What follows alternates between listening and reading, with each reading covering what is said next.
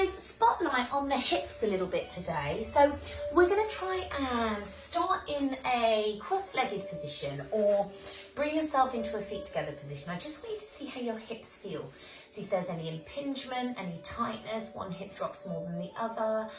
See if you've got any deep hip rotator tightness. So that can manifest in Piriformis syndrome or sciatica.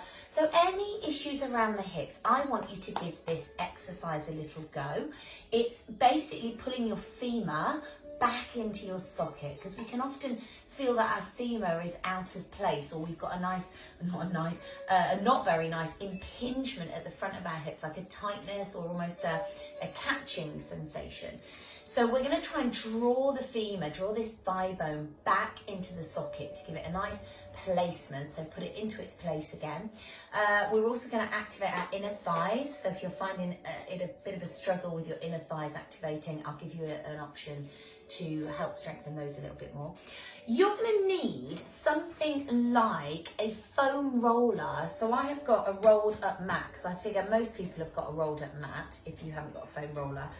And we're going to have that between our legs. But basically we're going to release a bit of tension out of our glutes, release a bit of tension out of our deep hip rotators, and also release a bit of tension out of our pelvic floor, especially if you're tight in your pelvic floor at the back, okay? So this should hopefully just give you a bit of release. You're going to be near a wall, so that's why I've got the camera at this angle, because what I want you to do, start with your feet up against a wall, okay? And I want the back of your knees to have a right angle and the front of your hips roughly a right angle.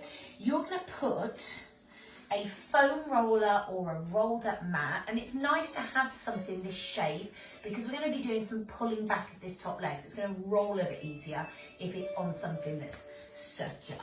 Okay, you're going to come on down, get yourself against the wall with those feet and get yourself comfy. So if you want a pillow under your head, just to keep your head lifted, that's fine, absolutely fine. In fact, I'd prefer it if your head and neck weren't doing anything. They were really comfortable. So I'm going to just lie like this for now. Now, I want you to start thinking about lifting this part of your torso off the ground. So we're thinking about engaging already through these oblique muscles in our side, okay? If you can, I want you to round your lower back a little bit. So you're tucking your abdominals in. These lower abs are doing a lot of work to try and keep just a hollow and a lower back slight rounding, so that you're not overarching and working these paraspinals, these lower back muscles. I don't want your back muscles to work at all in this exercise. So we're going to feel this in our inner thighs, in our pelvic floor maybe if you want to, but if you're working on release, don't worry about the pelvic floor. And we're also going to feel it a little bit in our hamstrings, on the back of the legs. If you get cramps at any point, stop. But you shouldn't feel it in your glutes. These should be relaxed. Lower back should be relaxed. And let's relax the pelvic floor for now, shall we? So relax, lower abs doing a bit of work. Now I want you to take a breath in. Nice breath into the sides and into the back. And as you exhale, use the tummy muscles, lower abs switch on, and squeeze whatever you've got between those legs. And then inhale, just release, okay? Check your hands on your inner thighs. As you exhale, squeeze. Check these inner thighs, both sides are showing up. Because if not, I'll give you something else to do in a sec. So next time we do it, I want you to squeeze, hold the squeeze, and think about drawing this top femur back into your socket. And then release it and relax it. And let's try that again. Take a breath in.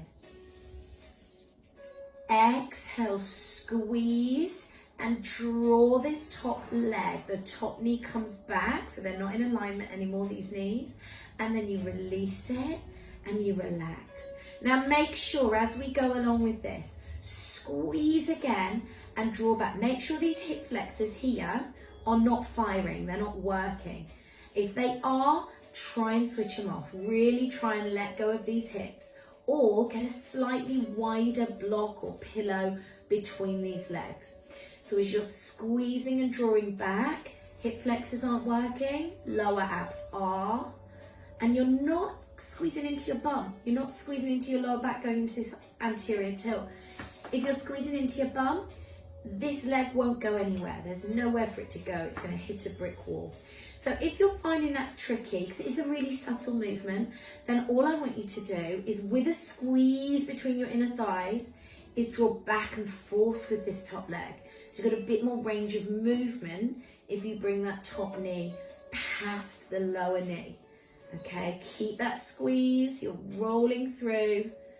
Trying not to work your lower back, so the lower back's in a round. Trying to keep these abdominals switched on. Trying to keep this little lift here underneath your side. Loads going on. Breathe, don't hold your breath. And then relax. Okay, obviously do that on the other side as well. But then I want you to come back into a cross-legged or a feet together position and just see how those hips feel. See if there's any release there. See if there's any less tension than there was before there. I can feel my right hip. In fact, my right knee looks a lot lower. I can feel my right hip already, just having done a few of those reps, releasing a little bit. So if you are struggling at the moment with your piriformis, with sciatica, with some deep bum pain, with constipation, all this stuff is linked, then just try these pullbacks. And if you find that your inner thighs are just not coming on board, get something again between those legs, even if it's a cushion. Come into a slightly flatter back, so you're pushing your lower back into the ground. And exhale, really try and engage. And feel with those hands. Maybe pull your feet down the wall a little bit to activate these hamstrings. But feel with these hands, see if both sides are showing up equally. Chances are on the side where you're getting the bum pain, that side won't be showing up. Okay, so your deep hip rotators, your deep bum muscles are doing all the work to stabilize the pelvis because your inner thigh on that side has gone on holiday. So trying to just find a bit more balance around the pelvis, trying to get the femur back into the socket, into a nice place so it's not shunted forward.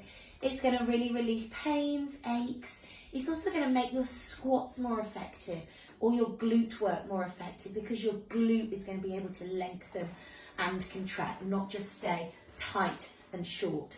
So hopefully that helps a little bit, guys. Sorry it's a bit long-winded. There's loads of points to think about. So rewind the video, have a little look, stop and start it as and when you need to. But do give it a go if you are struggling with your hips at the moment. All right, have a great day and I will see you very soon. Bye.